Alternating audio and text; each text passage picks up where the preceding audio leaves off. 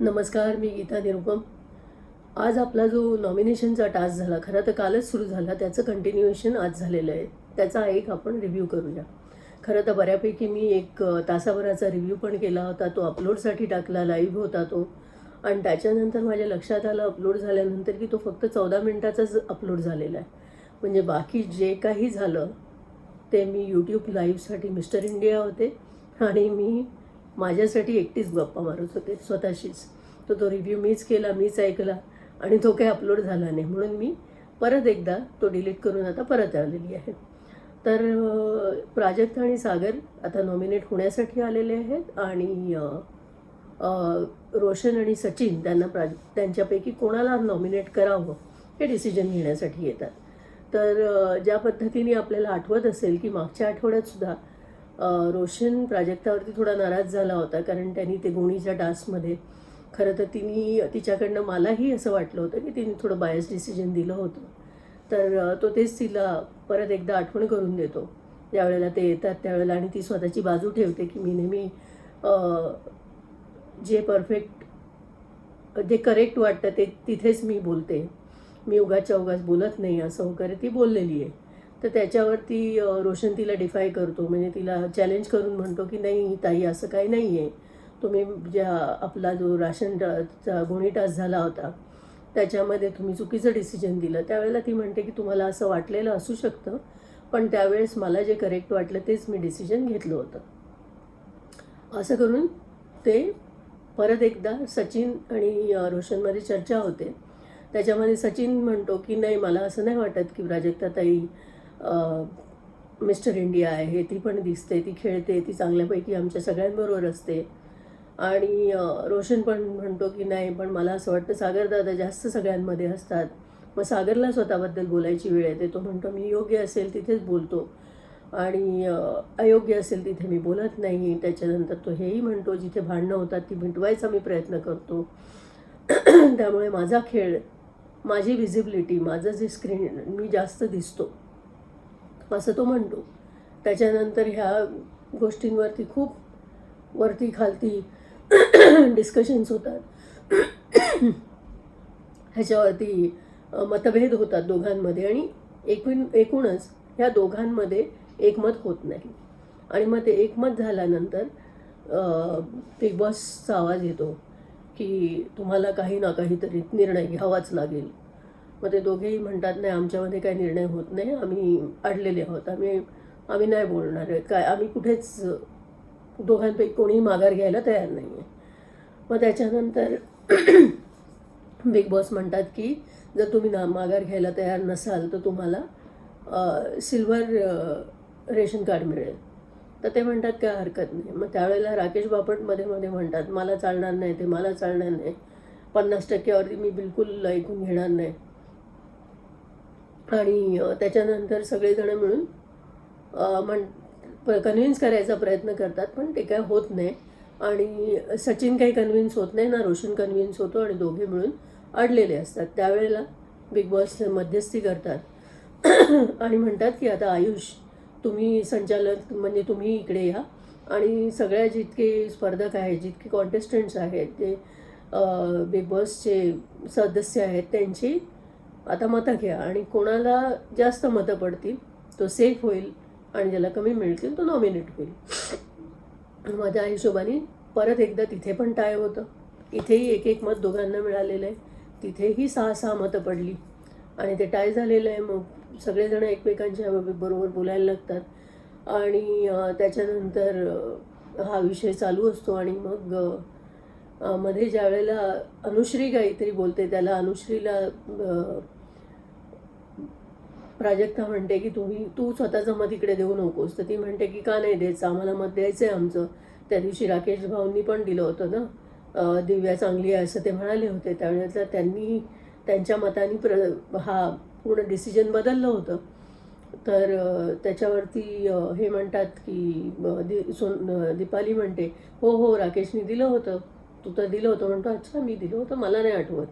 आणि त्याला खूप राग येतो, त्याला आवडत नाही ते, कारण की त्याला एकूणच कोणी तिथे थांबवलेलं त्या माणसाला आवडत नाही, कोणी पॉईंट आऊट केलेलं आवडत नाही. तर तो म्हणतो की नाही असं काही झालं नव्हतं, एनिवे त्याच्यानंतर 6-6 मतं पडलेली आहेत. परत एकदा हे होतं. मग तिथे सगळेजणं प्राजक्ताची बाजू मांडणारे प्राजक्ताची बाजू मांडतात, सागरची बाजू मांडणारे सागरची बाजू मांडतात आणि मग तिथे सगळ्यांची एकमेकांना कन्व्हिन्स करण्याचा प्रयत्न होतो.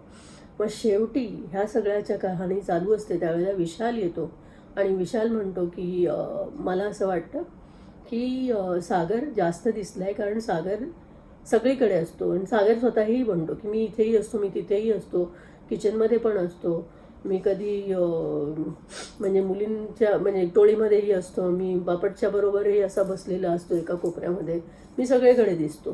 तर ते म्हणतात की मग आणि मग विशाल म्हणतो की नाही, आणि सगळ्यात महत्त्वाचं म्हणजे तो जिथे बसतो तिथे सगळ्यांना हसवतो आणि ते त्याचं कॉन्ट्रीब्युशन सगळ्यात चांगलं आहे. आणि त्याच्यामुळे मला वाटतं की प्राजक्तापेक्षा जास्त सागर दिसलेला आहे. आणि ते ऐकल्यानंतर अचानक जी आपली सोनाली आहे ना, ती हात उचलते, म्हणते मला माझं मत बदलायचं आहे. एरवी खरं तर ना कधी बिग बॉस मतं बदलून देत नाहीत कोणालाही, पण इथे ते म्हणतात की काय हरकत नाही, मत बदल बाई, पण एकदाचा हा प्रॉब्लेम सॉर्ट आऊट करून टाकूया.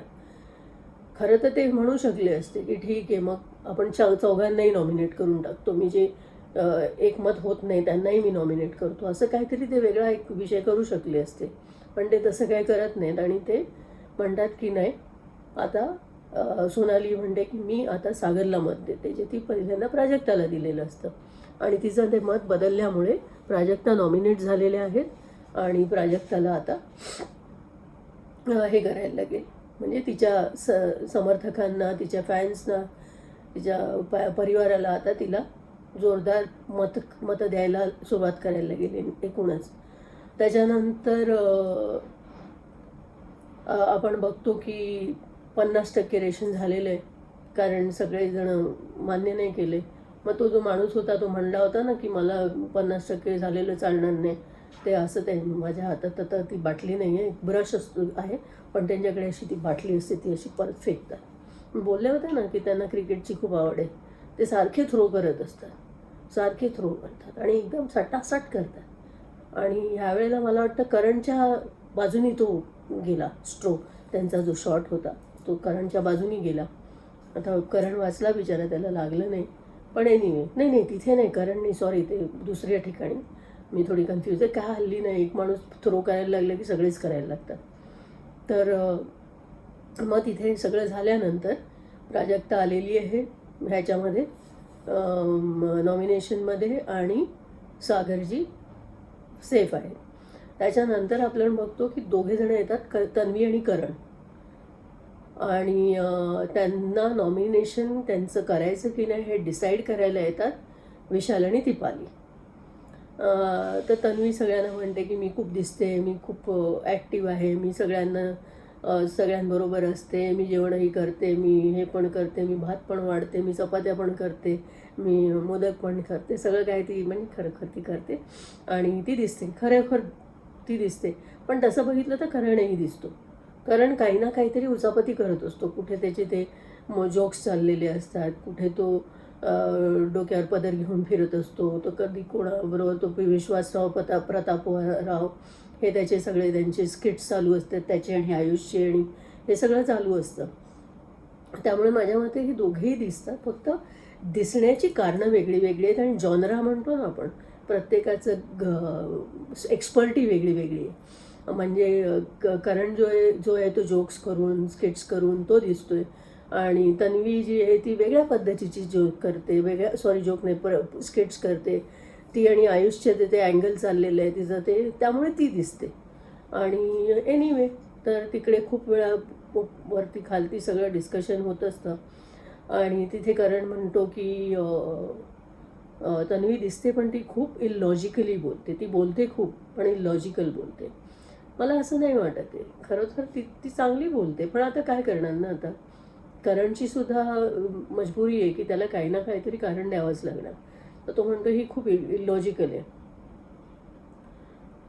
तर आणि मग विशाल, पहिल्यांदा मला असं वाटलं होतं की विशाल जो आहे तो करणला वोट देईल आणि दीपालीही करणला वोट देईल, आणि त्याच्यामुळे ही बहुतेक तन्वी नॉमिनेशनमध्ये जाईल असं मला अंदाज आला होता, पण तसं झालं नाही.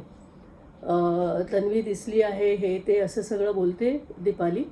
आणि विशाल म्हणतो की हो ती दिसली आहे पण ती म्हणजे काही हे नसतं तिचं, ते नसतं, ती लॉजिकल करते. आणि अचानक तो पलटी मारतो. पहिल्यांदा तो करणच्या साईडनी बोलत असतो, मग अचानक तो पलटी मारतो आणि म्हणतो की नाही मला वाटतं की ती चांगली खेळते आणि तिचा गेम चांगला आहे आणि तिला एक चान्स मिळायला पाहिजे, ती नॉमिनेशनमध्ये नको जायला. आणि असं करून हे तरी जण ह्यावेळेला मी हा विचार केला ह्यांनी असं जर अडले असते तर काय झालं असतं. आपण पुढे बघूया काय काय होतंय ते. आणि मग त्याच्यामुळे ह्या लोकांच्या शिक्कामोर्तब झाला आणि इथे करण नॉमिनेशनमध्ये गेलेला आहे. ठीक आहे, म्हणजे विशालनी इथे तन्वीला वाचवलं.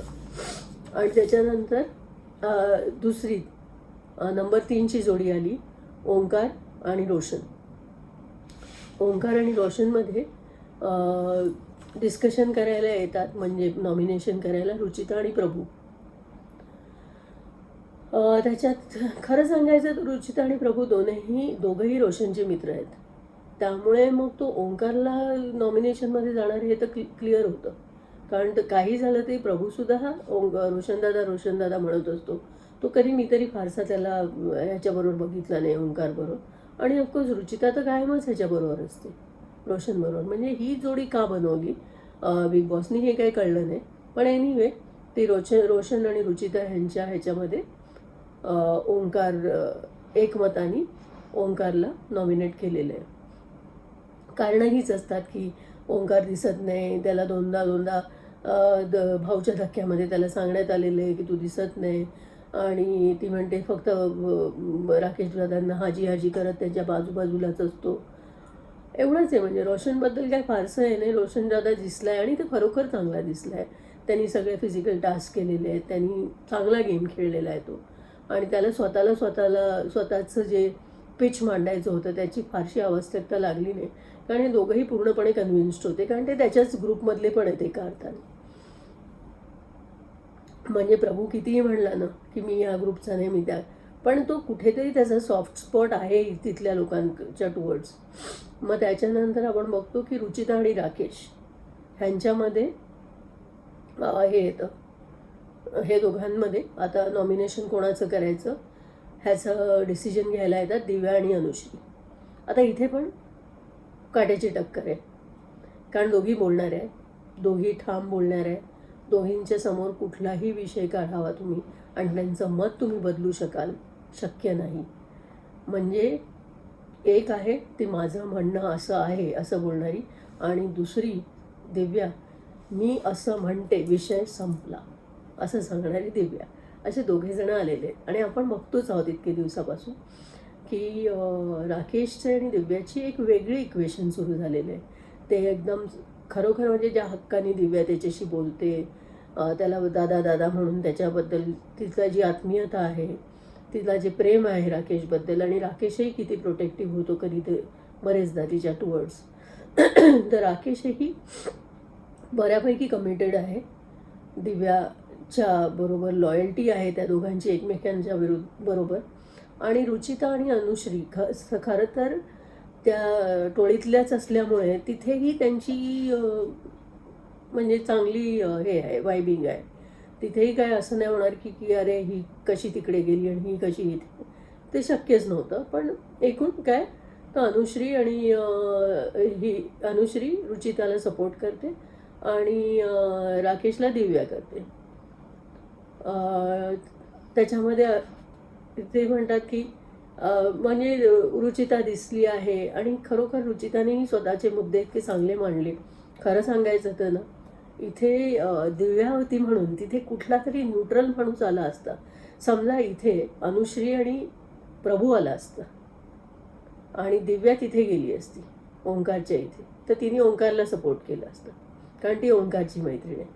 आणि रोशन, आणि तिथे तो काट्याची टक्कर झाली असती. पण त्यांना ॲक्च्युली ओंकारला हे टाकायचंच होता नॉमिनेशनमध्ये, म्हणून त्यांनी फार विचार म्हणजे निर्बुद्ध माणूसही म्हणेल की रुचिता आणि प्रभू रोशनलाच वोट करतील, म्हणजे सेव्ह करतील. इथे जर दिव्या तिथे असती ना तर हा सगळा विषय वेगळा झाला असता. पण इथे रुचिता आणि राकेशच्या ह्याच्यामध्ये दिव्या आणि अनुश्री आहेत. आता अनुश्री पेक्षा स्वतःला जी रुचिता सांगते की माझ्यामुळे राकेश बापट दिसलेले आहेत, आणि तेही खरंच आहे. ती म्हणते की मी जर तो मुद्दा काढला नसता, जे माझं आणि करणचं भांडण झालं, आणि त्याच्यामध्ये जर तो मी मुद्दा काढला नसता, तर तो मुद्द्यावरती भांडणही झालं नसतं, आणि ते भांडण झालं नसतं तर राकेश दिसलाच नसता. मग राकेश रागवला नसता, फुगला नसता, मग तो झोपला नसता, सगळे त्यांनी नसतं केलं, राईट. एकूणच मग त्याच्यामुळे ती म्हणते की माझ्यामुळे ते दिसलेले, आणि इकडे एकमत होत नाही. मग ते एकमत न झाल्याने परत परत बिग बॉस सांगतात तुम्हाला एकमत करायला लागेल, नाही तर तुम्हाला ब्रॉन्झ रेशन कार्ड मिळेल. आणि ते खूप वेळा बिचारे बोलतात, तरी कोणी ऐकत नाही. सगळेजण म्हणतात की नाही, ह्या दोघी अडलेल्या असतात. ह्या ज्यावेळेला अडलेल्या असतात आणि ज्यावेळेला ब्रॉन्झचं प्रपोजल येतं, त्यावेळेला राकेश दादा स्वतःच म्हणतात मला दिव्या चाल ना, मला करून टाक. कारण त्यांनी एकदा बोललेले आहेत ना की मला सिल्वर चालणार नाही, मला 50% गिवअप नाही करायचं आहे रॅशन आणि स्वतःचे फॅसिलिटीजला, करून टाक. तर दिव्या म्हणते बघा, मला तुम्ही कन्व्हिन्स करू शकणार नाही आणि कोणी करणार नाही, मी कन्व्हिन्स होणार नाही, विषय संपला, असं तिने सांगून टाकलं. मग तो विषय संपलेला आहे. मग त्याच्यानंतर बिग बॉस म्हणतात की आता तुम्हाला ब्रॉन्झ रेशन कार्ड मिळालेलं आहे, आणि त्याच्यानंतरही ते घरातल्या लोकांची मतं घेतात. आता ना प्रत्येक वोटिंग येतं की काय येतं, त्यावेळेला ही सोनाली जी आहे ना, तिचं वेगळंच काहीतरी असतं, फंडाच वेगळा आहे बाईचा. ती म्हणते आता मी वोटच नाही करणार, आम्ही नाही जा, मला काही नाही बोलायचं, कोणाशीच नाही काय करायचं, आम्ही आता वोटिंग करणार नाही. मग ती वोट करायला नकार देते. ती नकार दिल्यामुळे राकेश यांच्याकडे जास्त वोट्स जातात आणि रुचिताला कमी वोट्स मिळतात. आणि असं करून रुचिता आता नॉमिनेशनमध्ये गेलेली, राकेशजी सेव्ह झालेले आहेत. माझी खरी तर फार इच्छा होती की राकेश नॉमिनेशनमध्ये आल्यावर त्याचा गेम कसा असेल हे खरं तर बघायसारखं होतं. कारण तो आत्ता ज्या मर्जीने चालतोय, तो ज्या हुशारीने खेळतोय, त्याला जे त्यांनी स्वतःला एक श्रीमंत राकेश बापट बनलेले आहेत, ते असतात ना पेशवे वगैरे, तशा तोऱ्यात तो जो वावरत असतो. मला खरं तर बघायचं होतं की तो नॉमिनेशनमध्ये आला असताना तर त्याचं जो एक सगळी मगरुरी आहे त्याच्यामध्ये कसं काय फरक पडला असता. मला परत कोणी असं म्हटलं, कारण मी काल परवा लाईव्ह करताना खालनं असा एक मेसेज सारखे येत होता की तुम्हाला राकेश भाऊ का नाही आवडत. मला ते म्हणजे काय आवडूनही काय घेणं नाही देणं, आणि न आवडूनही घेणं देणं नाही आहे. एकच तो त्याचा गेम मला आवडत नाही, आणि त्याची ती तोडाफोडी, फुगून बसणं आणि रागवणं, मला हे त्याचे काही कळतच नाही. आणि खरं तर आजही त्यांनी जी बाटली फेकली त्याचं काय मला काही कळलंच नाही का फेकली.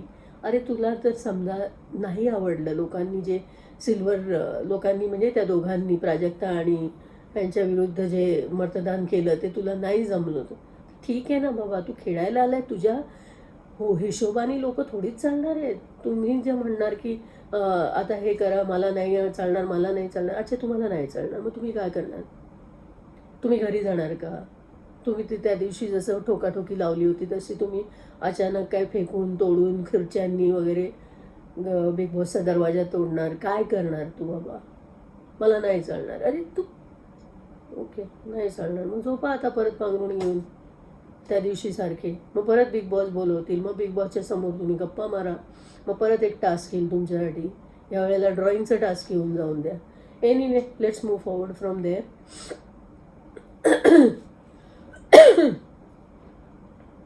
त्याच्यानंतर बिग बॉस एकदम एक मराठीतली म्हण म्हणतात की म्हणजे खरं तर बिग बॉसनी स्वतः शहाणपण केलेलं आहे की एकतर ह्या लोकांनी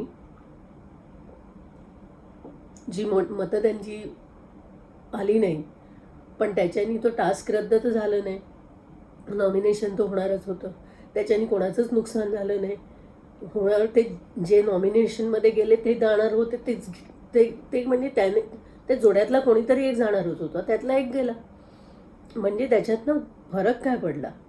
जे सगळ्यांनी, त्यांना आधी माहीत नव्हतं की असं हातबीत वर करून आपल्याला मतदान होणार आहे. नाही तर त्यांनी आधीच स्वतःची सेटिंग करून आली असते की आम्ही अडणार आहोत, कोणी अडलं ना तर तुम्ही इतके जण मला हात हलवून दाखवा.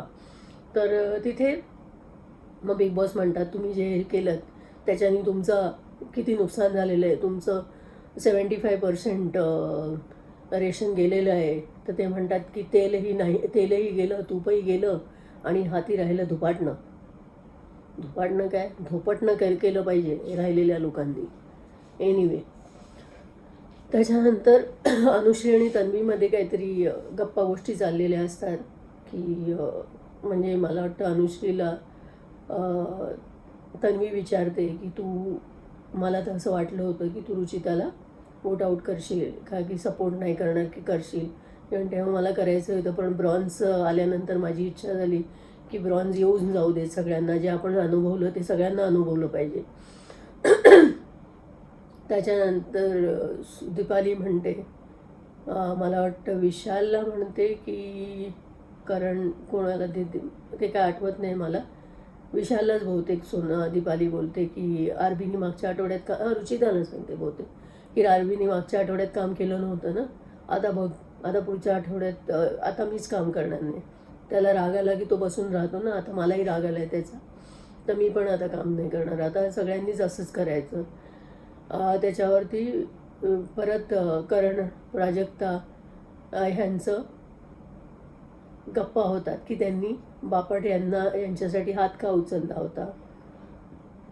तर ते म्हणतात की बापट यांच्यासाठी हात उचलावा लागला कारण इथे म्हणजे कोणाला काय ते ब्रॉन्झ झालं होतं, सिल्वर ज्यामुळे गेलं होतं, तर आम्ही विचार केला आता ब्रॉन्झ येऊन जाऊ देत. आणि असे काय काय प्रकार करून त्यांचे ते, म्हणजे मला ना हे लॉजिक दोघांचं तिघांचं कळलंच नाही की अरे बाबा तुमचा इगो आला म्हणून तुम्ही ब्रॉन्झ येईल अशी परिस्थिती निर्माण केली की ब्रॉन्झ आलेलं आहे म्हणून हात उचलले.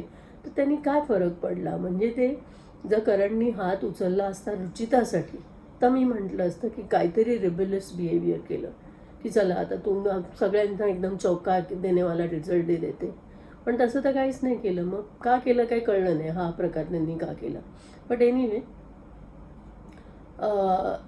दिव्या आणि ह्यांचा बापटचाही एक सुसंवाद होता ह्याच विषयांवरती आणि तेच सगळे चालू असतात, हे सगळे विषय चाललेले असतात. त्याच्यानंतर विशाल सागर ह्यांच्यामध्ये गप्पा चालल्या, त्यावेळेला विशाल सागरला सांगतो की तुला माहिती आहे ती सोनालीला मी पलटवलं, जर समजा मी तिला असं कन्व्हिन्स नसतं केलं ना की तू खूप हसवतोस आणि हे म्हणून, तर तिने स्वतःचं मत बदललं नसतं. ते बरोबर आहे. खरं तर त्याच्याच त्या इंटरव्हेन्शननंतर सोनालीने स्वतःचं मत बदललं होतं आणि त्याच्यावरती सागर म्हणतो की म्हणजे मला म्हणजे मी, आणि तो नंतर स्वतःच्या मत देण्याबद्दलही त्याची चर्चा होतात. त्याच्यानंतर विशाल अनुश्रीला सांगतो की आपण वर्सेस ऑल असं आता झालेलं आहे, सगळे आपल्या विरुद्ध आहेत. अरे तू स्वतःच असले कहाण्या करतोस ना, कुठे कोणाची अंडी चोरतोस, तो कुठे जाऊन उगाच सगळ्यांच्यामध्ये जाऊन म्हणजे उगाच अडियलगिरी करतोस, कुठे काय करतोस, तर होणारच ना, आपण वर्सेस ऑल झालेलं आहे. त्याच्यानंतर आपण बघतो की प्राजक्ता, करण, सागर हे सगळेजण गप्पा मारत बसलेले असतात वरती माडीवरती बसलेले असतात ना, ते लॉफ्टवरती, तिथे बसलेत गप्पा मारत. आणि त्याच्यामध्ये ते सांगतात की ती त्याला म्हणते की तुम्ही इतके मोठे आणि रिस्पेक्टफुल माणूस आहात की मी तुझ्या विरुद्ध काही फारसं बोलू शकले नाही, म्हणून मी फक्त थोडंसं बोलले. तर ते म्हणाले काय हरकत नाही गं त्याच्यात काय, तू बोललीस ते तुला बोलायलाच हवं होतं, हे टास्कच तसं होतं. त्याच्यानंतर सागरही तिला तेच म्हणतो की मलाही जेवढं जमलं तेवढंच मी बद्दल तुझ्या विरुद्ध काय बोललो नाही, मी माझ्याबद्दल बोललो की मी कसा ॲक्टिव्ह आहे. तर हे सगळेजण हे होतात. त्याच्यानंतर ते रेशन रिटर्न करायची वेळ येते की राहिलेलं रेशन असं रिटर्न करून टाका, आणि एक बाथरूम आणि नो बेड्स पण फर्निचर वापरू शकता. मग सगळे टाळ्या वाजवतात, खूप खुश होतात की आपल्याला आपल्याला कमीत कमी वरती बसून खाता येईल, बसता येईल, आरामात गप्पा मारता येतील. आणि मग नंतर विशालला आठवतं की ह्या सगळ्या मंडळींमुळे मागच्या वेळेला मी आणि माझी टीम ह्याच्यामध्ये गेली होती, ब्रॉन्झ कार्डमध्ये गेलेले होते. तर मग ते देवाकडे बघून म्हणतात, भगवान की लाठी में आवाज नहीं होती. असं करून ते धन्यवाद करतात उपरवाल्याचा. तर आपण बघतो की रोशन आणि विशाल बसलेले असतात आणि तन्वी पाठीमागनं येते आणि ती म्हणजे एक ॲक्च्युली बनतावी आहे की ती विशालला थँक्यू बोलते आणि म्हणते की तुला माहिती आहे ना माझा गेमच चालू आहे. म्हणजे तिचा म्हणण्याचा अर्थ काय आहे की जे आयुषबरोबर आणि त्या ग्रुपमध्ये माझं जे येणं जाणं झालेलं आहे तो माझा ग्रुप आहे. तो म्हणतो मला कळत नाही काय, मला कशाला सांगते, मला कळलं, माझ्यापेक्षा जास्त कोणाला कळणार आहे, असा टोन आहे. आणि त्याच्यानंतर मग ते हातबीत मिळवतात, यू आर प्लेइंग गुड आणि असं करून तो ती जाते. ती गेल्यानंतर हा लगेच आपल्या टोळीला सगळं सांगतो आणि अनुश्री, रोशन आणि रुचिता बसलेले असताना सांगतो की काय ना, माझ्याकडे तन्वी आली होती, मला म्हणाली थँक्यू. ती म्हणाली मला वाटलंच होतं, रुचिता म्हणते मला वाटलंच होतं ती येणार म्हणून. आणि मग ती आली आणि तिने मला सांगितलं की माझा गेम चालला आहे. तर मी म्हटलं माझ्यापेक्षा असं कोण ओळखणार तुझा गेम आहे ते. मग रुचिता म्हणते बघ मला ती नको आहे, तू तिच्या इकडे जाऊन बसणार असशील आणि तिच्याबरोबर, मला ती पोरगी आवडत नाही, मला नको आहे. मला असं वाटत नाही आहे, खरं तर लोकांना असं वाटलं असेल की काय रुचिताला विशालबरोबर प्रेम झालं आहे, काय झालं आहे. मला असं काय वाटत नाही आहे. मला इन जनरल असं वाटतं की ती आता स्वतःच्या ग्रुपचा एक USP बनला आहे. तर आम्ही आणखीन नव्या व्यक्तीला घेऊन प्रॉब्लेममध्ये पडण्यापेक्षा आता आपण हे जे 4-5 लोक आहोत तेवढेच खेळूया, असा तिचा विचार आहे. तन्वी जी आहे ती एक स्ट्रॉंग पर्सनॅलिटी आहे. तर मला वाटतं की तिला ती नको आहे तिच्या ग्रुपमध्ये. एक असं सिम्पल लॉजिक माझ्या लक्षात येते. त्याच्यानंतर आपण बघतो की अचानक रात्रीचे लाईट बंद होतात आणि मून लाईट येतं आणि त्या मून लाईटकडे बघून विशाल जी आहेत त्यांना अचानक असं वाटतंय, मला वाटतं त्यांनाही वाटलं की बहुतेक रुचिता तिला त्याच्यावरती प्रेम झालं आहे, म्हणून तो तिच्याकडे बघून असं अगदी खुशीत बोलतो, आय लव्ह मून लाईटिंग. काय ते त्याचं त्याला माहिती, ते कुठे काय कसं सुरू होतं ना ते प्रकरण काही कळायला मार्ग नाही. त्याच्यानंतर मॉर्निंग सॉन्ग आहे, बाथरूमचे प्रॉब्लेम आपल्याला काल बघितलं ना, ते सगळे बेड पण गेले, एक बाथरूम गेलेली आहे. तर मला असं वाटतं की बिग बॉस कमीत कमी बाथरूम नका घेऊ. 16 माणसांमध्ये 1 का 2 बाथरूम तुम्ही दिले आहेत आणि त्याच्यामध्ये ते लोक बिचारे सकाळी जाणार, ब्रश पण करणार, पॉटी पण करणार. म्हणजे काय हायजीन, तर ते कुठून आणलेली माणसं आहेत बिचारी, चांगल्या घरातनं सुखसोयींमध्ये राहिलेली. ठीक आहे, तुम्ही थोडंसं स्ट्रगल दाखवा, जेवण वगैरे कमी द्या, हे सगळं ठीक आहे, पण आता ती बाथरूममध्ये पण त्यांना द्यायचं नाही म्हणजे ते अति वाटतं, थोडं जादा उरेल आहे. त्याच्यानंतर आपण बघतो की सकाळी उठल्या दीपाली विशालबरोबर गप्पा मारत बसलेली आहे आणि ती म्हणते की तुला काय वाटतं, ती अनुश्रीनी तन्वीला का सपोर्ट केलं, त्यांची मैत्री आहे म्हणून की गेम आहे म्हणून. पण तो आहे, थोडीशी मैत्री आहे त्यांची, असं आहे. एकूण काय आहे ना, ह्या सगळ्या गप्पांना काही अर्थ नाही आहे.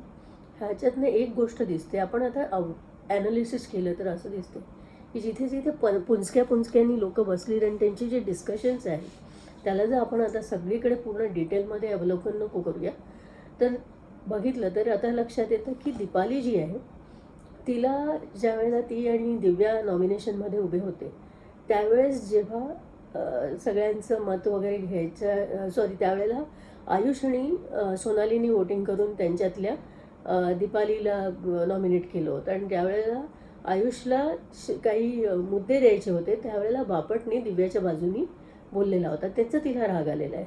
आणि तिथे विशालला विचारते सुद्धा की मी त्याच्याबरोबर लॉयल होते ना, त्याला मी म्हणजे राकेशला मी कंटिन्युअसली मी साथ दिली की नाही दिली, तर हो तू दिलीस.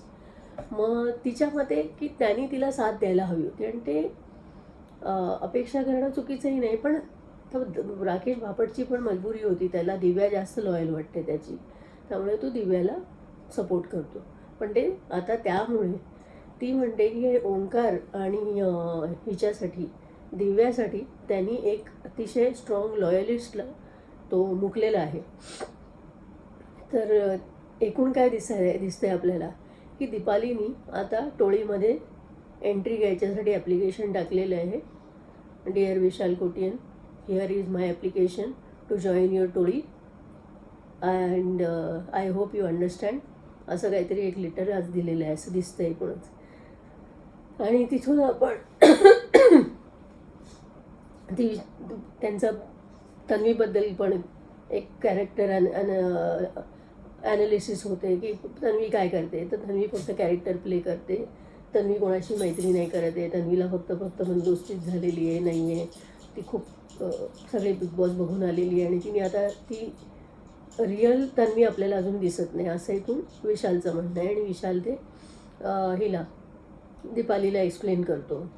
त्याच्यानंतर मी ना आता थोडे हे घेते. इवन तन्वीला वाटत असतं की अनुश्री रुचिताला नॉमिनेट करेल. त्याच्यामध्ये सिम्पल रिझन हे आहे की तिला लक्षात येतं की आता अनुश्री जी आहे ती रुचिताची कॉम्पिटिटर बनली आहे, तर तिला नॉमिनेशनमध्ये टाकून तन्वी आपली कॉम्पिटिशन बाहेर काढेल असं साधारण तन्वीचा अंदाज होता. तर तन्वी त्याबद्दल अनुश्री त्याबद्दल होकारही देते, पण तेव्हा मी करणारही होते. पण मला काय वाटलं ना की जिकडे आपल्याला म्हणजे मला हवं होतं की ते ब्रॉन्झवाली रेशन कार्डवाले ऑप्शन आपल्याला यावं आणि म्हणून मी हे केलं. अरे पण कोणाशी तरी बदला घ्यायचा म्हणून तुम्ही स्वतःला कशाला एवढं त्रासात टाकलं.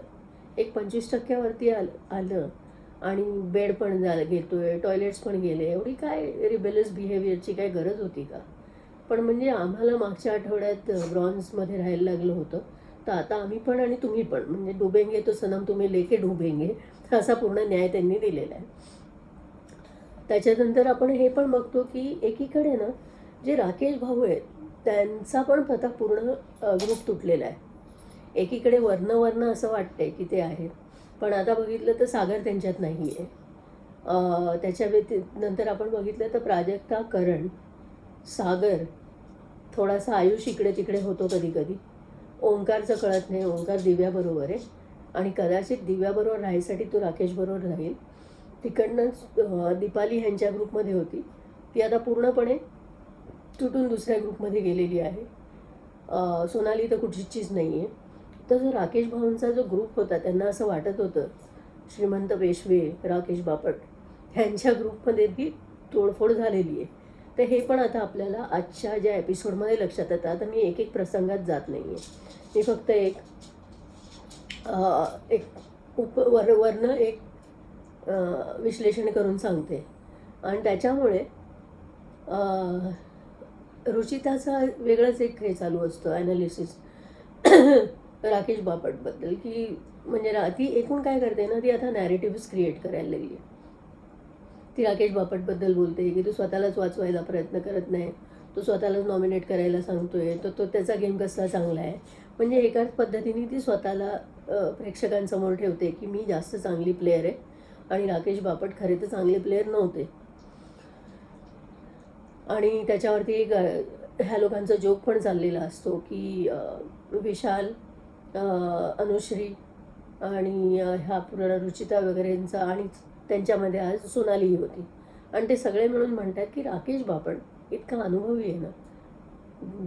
विशाल म्हणतो हा तर 2 बिग बॉस खेळून आलेला आहे, हा 3रा आहे त्याचा. मी पण त्या दिवशी तेच म्हटलं की ज्यावेळेला तू 2 बिग बॉस खेळून आला आहे त्याच्यात तुला छोटे छोटे नियम कसे माहीत नाही रे बाबा. तू त्या बाटल्या फेकतोस, कधी खुर्ची तोडतोस, कधी बुक्के मारतोयस, कधी काय करतोय. म्हणजे तुला हे तर माहिती आहे ना की बिग बॉसचे नियम तोडायचे नाहीत. किंवा सरळ सांग की बिग बॉसने तुम्हाला मिनिमम गॅरंटी दिली आहे ज्याला MG म्हणतात.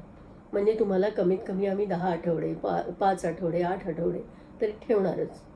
आणि म्हणजे मग तुम्ही त्या ओव्हर कॉन्फिडन्समध्ये तुम्ही गेम खेळताय का असं साधारण मला वाटायला लागले की कारण तो असं वाटत नाही तो कॉन्टेस्टंट आहे, असं वाटतंय की तो ह्यांचा पूर्ण करता धरता आहे, त्याच्याशिवाय हा बिग बॉस मराठी चालणं शक्य नाही. पण हे पूर्णपणे चुकीचं त्यांचं असं मत आहे, कारण त्यांच्यामुळे काही फरक पडत नाही या बिग बॉसमध्ये. कारण बिग बॉसची जी TRP आहे, जशी मागच्या वेळेला खूपशी TRP निकी तंबोलीमुळे येत होती, तशी ह्यावेळची आपल्याला आवडणार नाही. पण म्हणजे पॉप्युलर आहेत बाकी सगळे लोक, पण त्यांचं ते इंधन आहे ते टाकणारा जो मास्टर माइंड आहे तो विशाल कोटियन आहे.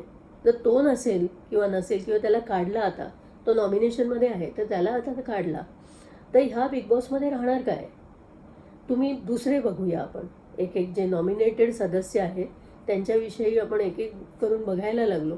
तर राकेश बापट झाले असतील तर खरं तर त्यांना खूप अवघड गेलं असतं याच्या कॉम्पिटिशनमध्ये राहायला, कारण ते गेमच्या हिशोबाने ते काहीच देत नाही. म्हणून मला असं वाटतं की त्यांना एक MG मिळाली आहे का, कारण जे नॉमिनेटेड सदस्य जे आहेत यावेळेला त्यांची नावं सांगते मी. सोनाली, दीपाली, ठीक आहे, सोनाली आणि दीपाली आणि सोनाली दोघीही फार स्ट्रॉंग नाही आहे, ठीक आहे. म्हणजे त्यांच्यातली कोण वरती असेल वोटिंगमध्ये आणि कोण खाली असेल हे सांगणं कठीण आहे. विशाल जरी वोटिंगमध्ये कमी आला तरी त्याला बिग बॉस एवढ्यात काढणार नाही, कारण तो इंधन आहे. तो हे म्हणणं फ्युएल टाकायचं काम करतोय. प्रभूची एक सिम्पथीमुळे असेल, त्याच्या पर्सनॅलिटीमुळे, तसा तो एंटरटेन फारसा करत नाही. ज्या पद्धतीने आपल्याला बिग बॉस 16मध्ये अब्दुल रोझिक ज्या पद्धतीने एंटरटेन करायचं, आणि त्याच्यामुळे ही पूर्णच्या पूर्ण पॅटर्न आलेलं आहे की प्रत्येक बिग बॉसमध्ये एक छोटा घेऊन यायचं. म्हणजे हिंदीवाल्यांनी एकदा सांडलं, आपण मराठीवाले अजूनही त्याच्यातच बुडलेले आहोत. तर त्या हिशोबाने प्रभू खूप एंटरटेन नाही करत आहे, पण त्याचा सिम्पथी गेम खूप, म्हणजे तो जाणून बुजून करो ना करो त्याच्या आयुष्याबद्दल विचारल्यानंतर आपल्याला जे कळतं त्याच्यामुळे त्याला चांगल्यापैकी वोटिंग होऊ शकतं. त्याच्यानंतर प्राजक्ता, ह्यांच्याबद्दल बघितलं तर एक चांगली एक कलावंत, तिला जर समजा एवढ्या लवकर काढून टाकली आणि ती जी एंटरटेन करते, तिचा जो सुंदर आवाज आहे, तिच्यात तो गाणं ऐकून काही वेळेला म्हणजे बरेचदा असं होतं की तो एपिसोड लक्षात राहतो तो प्राजक्ताच्या गाण्यामुळे राहतो. जर प्राजक्ताचं गाणं मायनस केलं तर असं वाटेल की अरे हा नुसताच आवाज होता, कलकलाट करून सोडला होता, सगळे भांडणंच होती. आणि त्याच्यानंतर ज्या वेळेला तिचं गाणं येतं त्यावेळेला एक मनाला खूप बरं वाटतं. तर तिचा तो USP आहे. म्हणजे तिला एवढ्या लवकर काढण्यात अर्थच नाही आहे. मग तुम्ही असे चांगले चांगले कलावंत काढून टाकायला लागला तर आम्हाला फक्तच भांडणं तर बघायची नाही आहे. त्याच्यानंतर आपण करणला बघतो. करण एक एंटरटेनर आहे. करण करण नुसताच एंटरटेनर नाही आहे, तो खूप इंटेलिजंट आहे. त्याला पूर्ण गेम कळतो आहे. त्याचा फॅन फॉलोईंग प्रचंड आहे. ते मागच्या वेळेला त्याला ते बॉटम 3मध्ये वगैरे आणलं ना, तो सगळा ड्रामा होता. ते तसं शक्यच नाही आहे की तो बॉटम 3मध्ये असेल. ते फक्त त्याला झटका द्यायला की तू ओव्हर कॉन्फिडन्समध्ये राहू नकोस म्हणून त्याला बॉटम 3मध्ये टाकलेलं होतं. नाहीतर तो काही बॉटम 3मधला माणूस नाही आहे. ओंकार गेला तरी हरकत नाही, आता काय त्याचं फारसं राहिलेलं नाही आहे. म्हणजे तो आणि दिव्या ह्यांची दोस्ती बघण्याव्यतिरिक्त काही नाही. आणि दिव्या स्वतःही त्याच्याबरोबर कुठेतरी दबून गेलेली आहे. तर ती, मी नाही म्हणत आहे की तिचं काही असं अँगल चालू आहे, तिचा काही अँगल बिंगल चालू नाही आहे. पण एका अर्थी तो जो त्याच्याबरोबर टाईम स्पेंड करणं, आणि तो खूप शांत संथ वाहते कृष्णामाईसारखा तो आपला ओंकार आहे. आणि रुचिता गेली तर हंगामा कोण करणार, हंगामा हो जाय हंगामा, तर ते रुचिताच आहे. त्यामुळे हे जर पूर्ण आपण एक ॲनालिसिस केलं तर ह्या आठवड्यामध्ये जे ॲक्च्युअल डेंजर झोनमध्ये असतील ते असतील दीपाली, ओंकार, हे दोघं. बाकी सगळ्यांमध्ये चांगल्यापैकी एंटरटेनर्स पण आहेत ती लोकं, आणि गेमही खेळत आहेत. मग ती इव्हन प्राजक्ताकडे आपण बघितलं तर ती गाणी गाते आणि गेमही खेळते. प्रभूचाही चांगला गेम चालला आहे, करण तर फॅन्टॅस्टिक आहेच. सो आय जस्ट फील की ओंकार आणि दीपाली हे थोडेसे डेंजरमध्ये वाटत आहेत आत्ता तरी. त्याच्यामुळे आपण ह्याच्यात अजून एक विश्लेषण केलं आजच्या ज्या पूर्ण एपिसोडमधलं, तर आपल्याला हे दिसतं की सगळेजणं एकतर नॉमिनेट झालेत त्यामुळे नाराज झालेत, काहींनी कोणाला ते नॉमिनेट केलं म्हणून त्यांना ते पटवायचा प्रयत्न करतात. जशी प्राजक्ता जाऊन त्या प्रभूला म्हणाली की सॉरी मी तुला नॉमिनेट केलं. कशाला सॉरी, तू मागच्या वेळेलाही त्याला केलं होतंस नाही का. म्हणजे सॉरी बोलण्यात अर्थ नाही आहे. तुला तो एक खेळाडू म्हणून, एक स्पर्धक म्हणून कदाचित बाहेर काढायचं आहे, well and good, that is also good game. त्याला जर समजा आपल्याला हवं असेल की असं वाटत असेल की नाही तू एकूणच बिग बॉस मटेरियल नाही आहे म्हणून त्यांनी बाहेर जावं तरी हरकत नाही. मग तू नॉमिनेट केलंस ना, यू प्लेड युअर गेम, आणि दॅट वॉज एक्सपेक्टेड. तुम्हाला नॉमिनेट करायचंच होतं कोणाला ना कोणाला. मग तुम्ही कोणाला तरी करणार. आणि ह्या वेळेला तर प्राजक्ताकडे तो ऑप्शनही नव्हता. त्यांना प्रभू त्यांच्याकडे जे 2 लोक होते त्याच्यामध्ये प्रभू होता, त्यामुळे तिने ते प्रभूला केलं. त्याच्यात काय चुकीचं केलं? मग झालं ना आता, मूव फॉरवर्ड. मग तिला, मला तर वाटतं ना की तिला खूप जीवावर येतं कोणाला नॉमिनेट करणं वगैरे ह्या गोष्टी. मग ती त्याच्यासाठी बिचारी कारणं देते, लोकांना समजावायचा प्रयत्न करते की माझा हा तिची जर अगर काय ती बोलतात ना उसका बस चले तो ती कोणाला नॉमिनेट करणारही नाही, अशी ती बिचारी तिचं एकूण वागणं आहे. कारण तिला आपण बघतो, सागरलाही ती सॉरी म्हणते की तुमच्या विरुद्ध मला बोलायला लागलं. तुमची एवढी चांगली पर्सनॅलिटी, आपला इतका चांगला बॉन्ड, आपली इतकी चांगली मैत्री आणि तुमचं इतकं चांगलं बोलणं, मी स्वतःच तुमची एवढी फॅन आहे, तर मी तुम्हाला तुमच्यासमोर स्वतःला काय पिच करू, अशी तिची एकूण हे असते.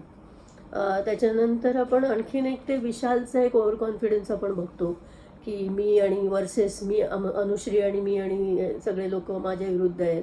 त्याच्यानंतर तो म्हणतो आम्ही विक्रम आणि वेताळ, ते आमच्या पाठीवर बसलेले लोक, असले काहीतरी वेडेवेडे चाळे त्याचे चाललेले आहेत. म्हणजे मला ते सगळंच विचित्र वाटतं. त्याच्यानंतर ह्या सगळ्यांना असंही वाटते की ओंकार कुठेतरी अडकलेला आहे, कारण सागर, सचिन या लोकांना ओंकारमध्ये त्यांना असं वाटतं की ओंकार जो आहे तो कुठल्याही ग्रुपमध्ये चांगल्यापैकी आलेला नाही. तो दिव्या बरोबर एक चांगलं त्याचं इक्वेशन आहे, बाकी कोणाबरोबर त्याचं फारसं रॅपो नाही. त्याच्या पुढे आपण बघतो तो एक विचित्र प्रकार बघतो की विशाल आणि ह्यांच्या सोडली म्हणून आम्हाला तुम्ही कामं करून दिली नाही, म्हणजे आम्हाला तुम्ही जेवण नाही देतात, आम्हाला तुम्ही बॉयकॉट केलं.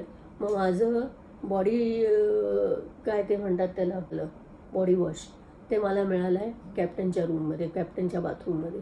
मग सगळ्याच्या मध्ये ते सगळे तयार झालेले आहेत, 70 दिनाचं सेलिब्रेशन करायला बसलेले असतात आणि त्याच्यामुळे ते सगळे छान सुंदर कपडे बिपडे घालून छान तयार झालेले. आणि त्याच वेळेला त्याला आठवतं की माझा बॉडी वॉश कुठेतरी मिसिंग आहे आणि ते मला कॅप्टनच्या बाथरूममध्ये मिळालं. म्हणजे बहुतेक कॅप्टनची बाथरूम हे लोक वापरू शकत आहेत. खरं बघितलं ना तर बिग बॉस फारसे कडक नाही आहे. ते एक एक गोष्टी असे करतात की इतकं 75% सामान परत करून टाका, अमुक करा. आणि त्यांच्यासमोर त्यांच्या नाकाच्या खाली टिचून ती अनुश्री चिमुरडी सांगते आमच्याकडे ना दही पण आहे, आमच्याकडे दुधाचे 2 पॅकेट आहेत, आमच्याकडे ना साखर पण आहे, आमच्याकडे ना हे पण आहे, आमच्याकडे ते पण आहे. आणि ते बिग बॉस बघतोय आणि त्यांची क्रिएटिव्ह टीम त्याचा कट करून आपल्याला दाखवते पण. मग तिथे का नाही बोलत? जसं हिंदीचं बिग बॉसमध्ये जर असं झालं तर ते सगळ्यांचे ड्रॉवर हे खाली करून ते पण सबमिट करायला लावतात. पण इथे ते बोलत नाहीत, त्या अनुश्रीला काही सांगत नाही की तू आमचं सामान परत दे, तू असं ढापून ठेवू शकत नाही. पण ती ते ठेवते आणि ते बिग बॉसची एडिटर्स दाखवतात आपल्याला की तिने ठेवलेली आहे आणि आम्ही तिला ठेवून देतोय, काय हरकत नाही, चला बाबा ठीक आहे. आणि त्याच्यानंतर अच्छा मध्ये हे बिग बॉस ह्यावेळेचा फारच पाचकळ आहे बाबा. हा बिग बॉस ह्यावेळेचा जितक्या बायका असतात त्यांच्या मागेच लागलेला आहे. आणि साधारण त्यांनी ठरवलं आहे की तरुण मुलींच्या, एकदम लहान मुलींच्या मागे नाही लागणार. लोक म्हणतील हे काय, हे असं छोट्या छोट्या पोरींच्या बिग बॉस मागे लागलं आहे. बिग बॉस असा बहुतेक एक मिडल एज माणूस असावा असं आता मला वाटायला लागलेलं आहे. कारण काल त्याला ते सागर बरोबर बोलताना सागर म्हणाला आमच्या म्हाताऱ्यांना, म्हणजे तो स्वतःला आणि दीपालीला बद्दल बोलत होता, आम्हा म्हाताऱ्यांना कशाला चिडवता वगैरे असं काहीतरी बोलला होता. तर ते म्हणाले तुम्ही तुमच्याबद्दल बोला, सोनालीबद्दल बोलू नका कारण त्या चीर तरुण आहेत, असं काहीतरी त्या बोलले होते. आणि मग नंतर मग ते म्हणजे त्यांचं असंच फ्लर्टिंग चालू असतं. आज त्यांनी फ्लर्ट करायचं ठरवलं प्राजक्ताबरोबर. प्राजक्ता एकदम साडी बिडी नेसून प्रजासत्ताक दिनानिमित्त छानशी तयार होऊन बसली होती. लाल का काळ्या साडीमध्ये होती, काळ्या साडीत होती. तर अचानक बिग बॉसचा आवाज आला, प्राजक्ता. ती म्हणाली जी हां सर, काय झालं, खूप सुंदर दिसत आहात. अच्छा. मग ती पण म्हणते थँक्यू. मग ते म्हणतात, ती म्हणते की बिग बॉस मला तुम्ही जी माझी तारीफ करताय ती मी तेव्हा ॲक्सेप्ट करीन जेव्हा तुम्ही माझ्याबरोबर कोल्ड कॉफी प्याल, माझ्यासाठी कोल्ड कॉफी आणून द्याल किंवा प्याल.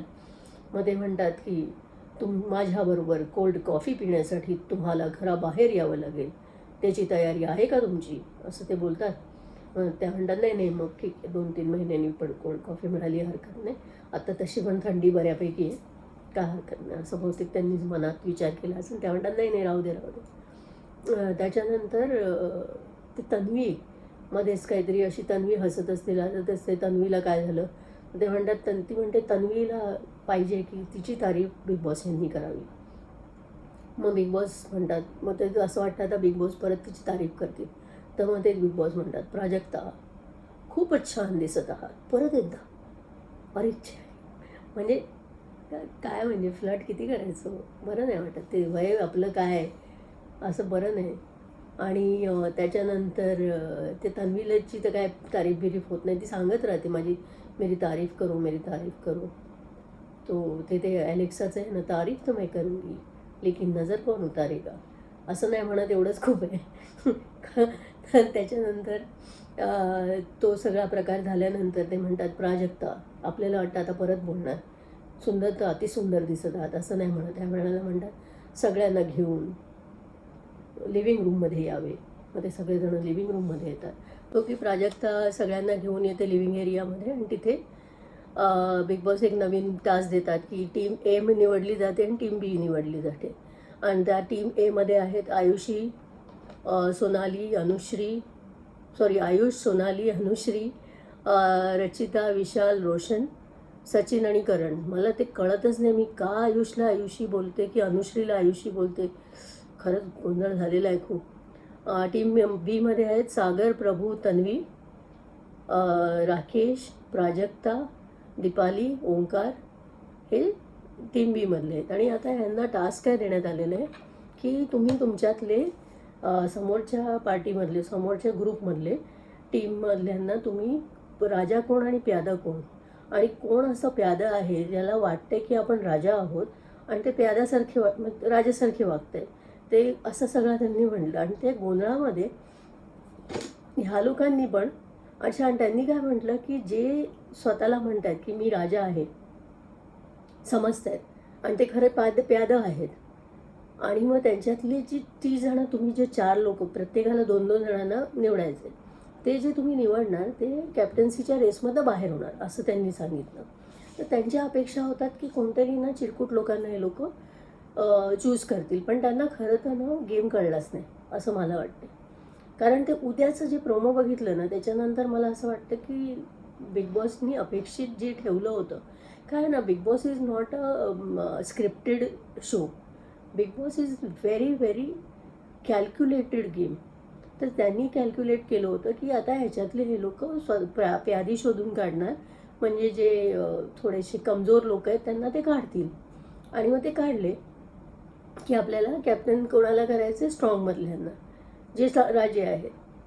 पण ह्या लोकांना काहीतरी गोंधळ झाला, तर त्यांनी दोघाही साईडच्या लोकांनी अशांना चूज केलं जसं ओंकारला त्यांनी पहिल्यांदा चूज केलं. तो ओंकार कधीच राजासारखा, आणि त्याच्यासाठी त्यांनी कारणही दिलं. मग ते कारणात ते भडकटतही गेले.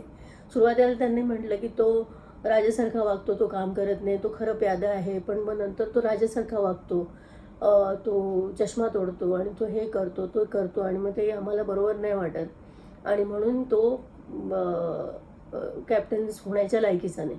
मग ते काय म्हणतात की आम्हाला असं वाटतंय की तो राजा आहे, राजासारखा वागतो, पण तो कॅप्टन होण्याच्या लायकीचा नाही.